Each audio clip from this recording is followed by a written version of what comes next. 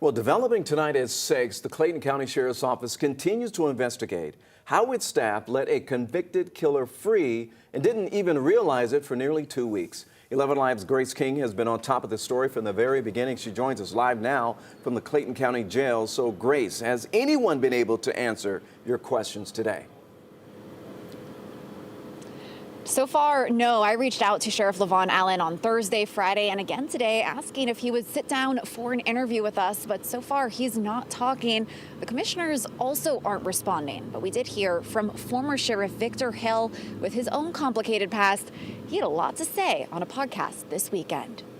For 2.5 days, Christina Grayson couldn't sleep, worried her daughter's killer could be headed to where she lives in Florida. All last week, I was in Orange County. You know, he could have walked up to me. Grayson was right. U.S. Marshals found Cathon Guzman at his mother's Orange County home late last week, where she thought he was a free man. Before he even made it out of the facility, I called the facility and I asked, "Are you sure?" I was brushed off. "Ma'am, we just get a piece of paper saying that they're going home," and they go home. The confusion and fear raises a lot of questions about how something like this can happen. Now, all jails have accidental releases, but it's a totally different thing when murderers are accidentally released. Former Clayton County Sheriff Victor Hill weighed in over the weekend, sharing his experience at the jail. We have officers that are so slack they will accidentally release the wrong person. Then we have officers that are slack and they will keep people in jail that's supposed to get out.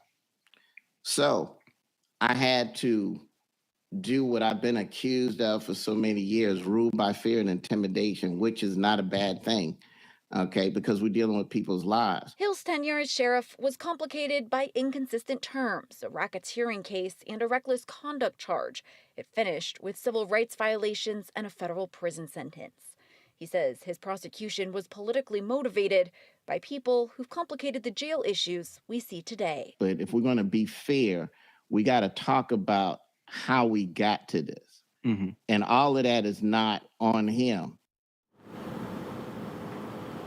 Now, the sheriff is an elected position, which means he reports to the voters of Clayton County. The same goes for the commissioners that control the sheriff's budget.